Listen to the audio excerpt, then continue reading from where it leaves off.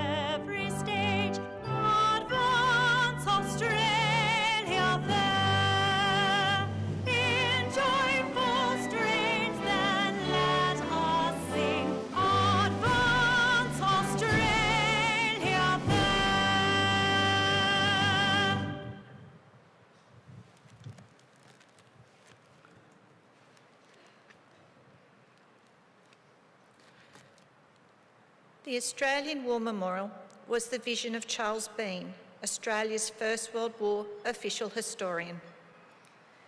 Bean landed with the Australian troops on Gallipoli and stayed with them at the front through to the end of the war. The idea of this national memorial and museum came to him at Pozières, France, in the depths of the bloody fighting of 1916. Bean's idea was that this would be a place where families and friends could mourn loved ones buried in faraway places. It would also be a place that could help all Australians understand what these men and women had endured and what they had done for us. Bean's vision, to which we remain true, is best expressed as inscribed in the entrance to the memorial's galleries. Here is their spirit, in the heart of the land they loved, and here we guard the record which they themselves made. Tonight we read the story behind just one of those on the Roll of Honour, which lists the names of more than 103,000 men and women who have given their lives for us in war and on operations for more than a century. But first we present a lament, Flowers of the Forest. Wreaths or floral tributes will now be laid at the base of the Pool of Reflection.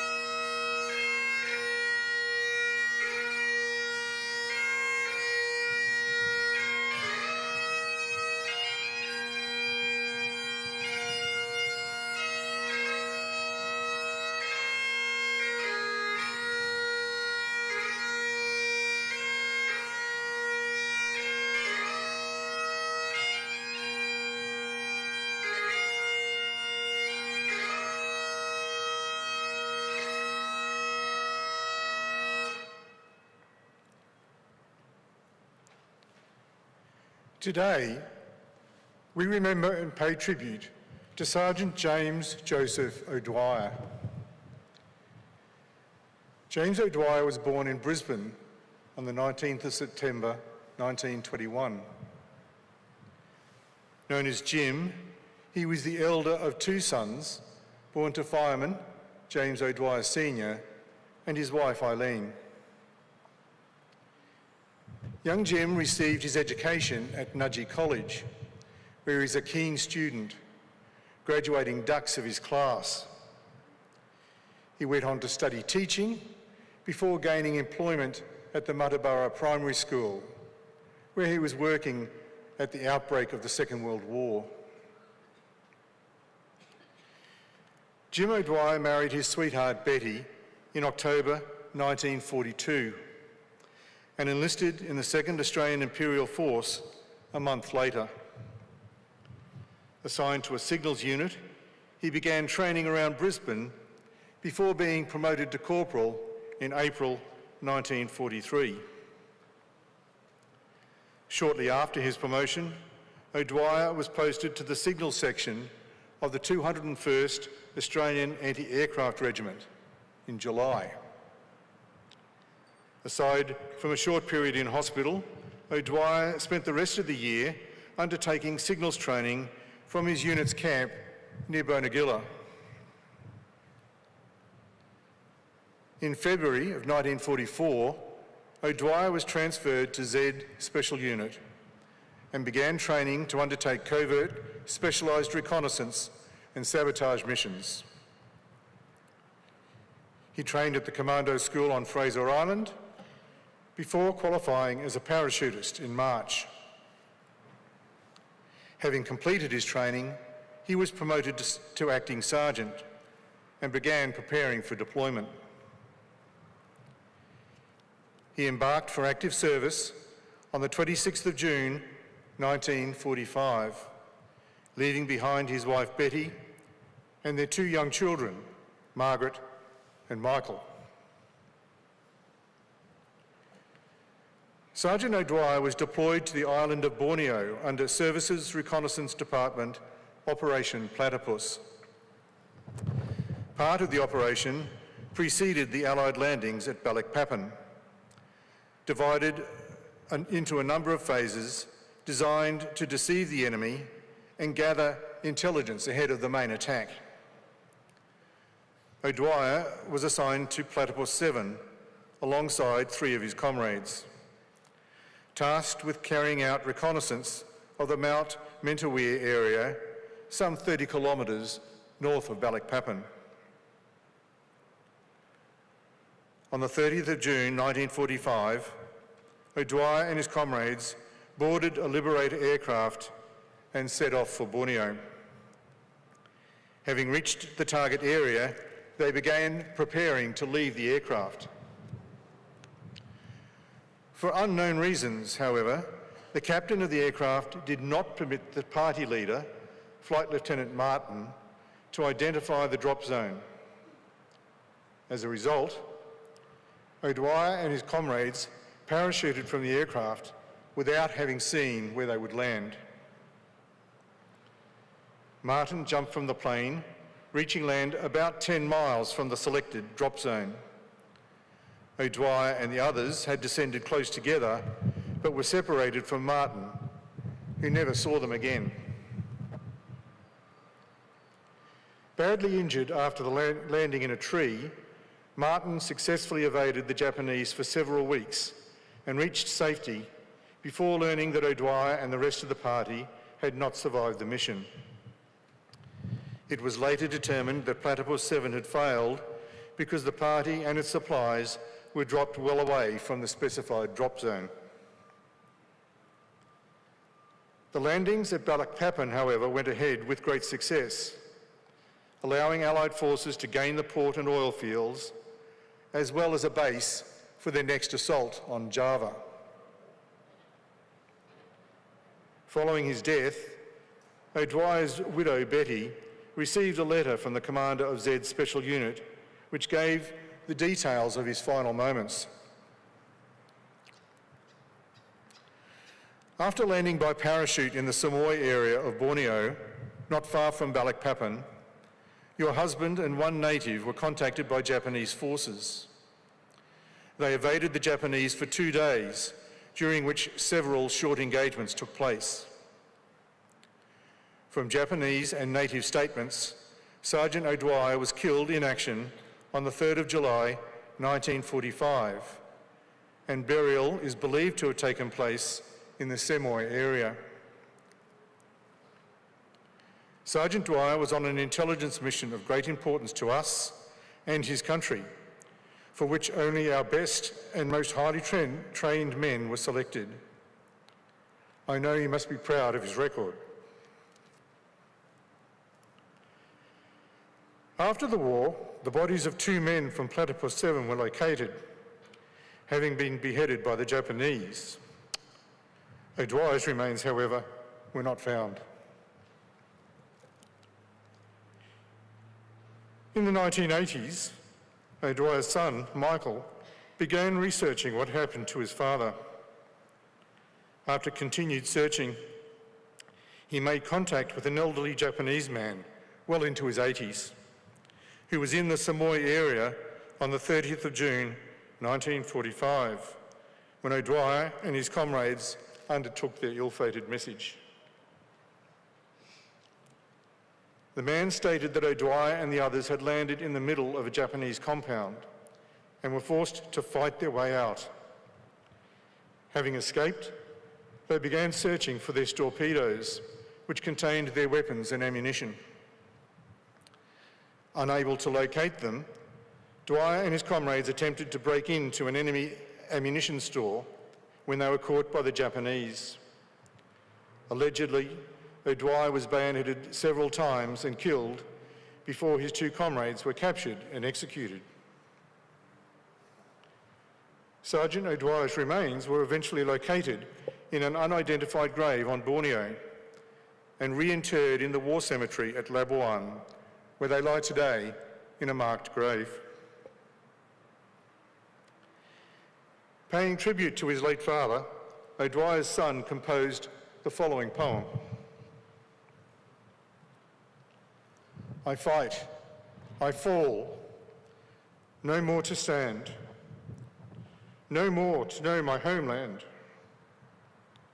Here, now, this place, away, alone I die by foreign hand.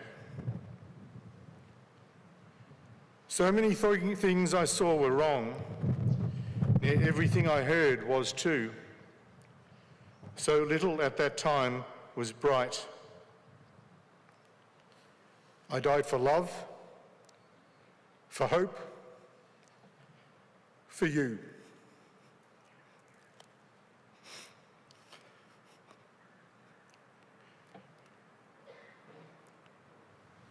James O'Dwyer was 23 years old.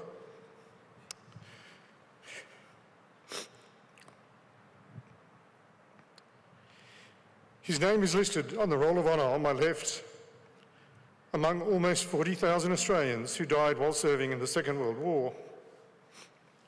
His photograph is displayed today beside the pool of reflection.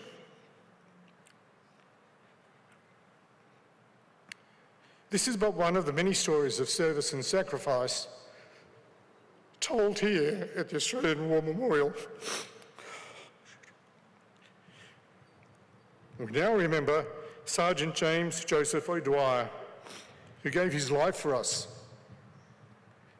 for our freedoms, and in the hope of a better world.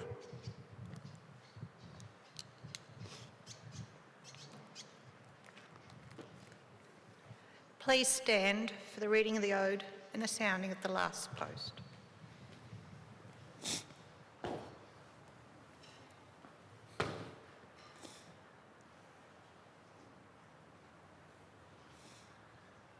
They shall grow not old, as we that are left grow old.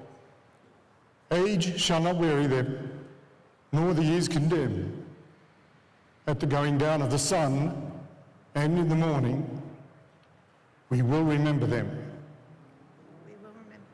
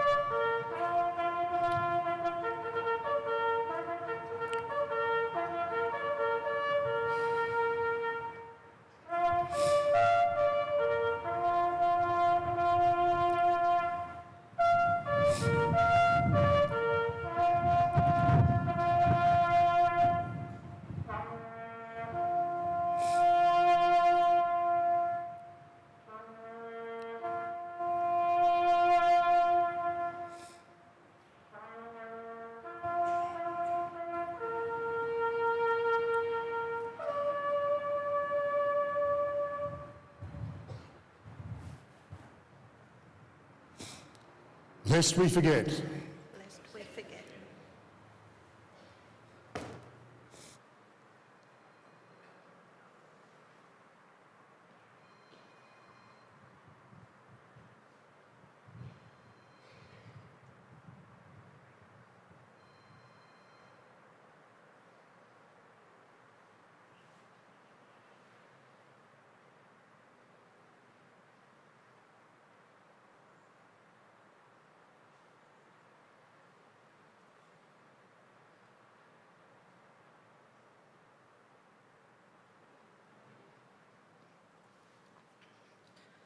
We leave you this evening with the words of the memorial's founder, Charles Bean. Many a man lying out there at Pozieres or in the low scrub at Gallipoli, with his poor tired senses barely working through the fever of his brain, has thought in his last moments, well, it's over.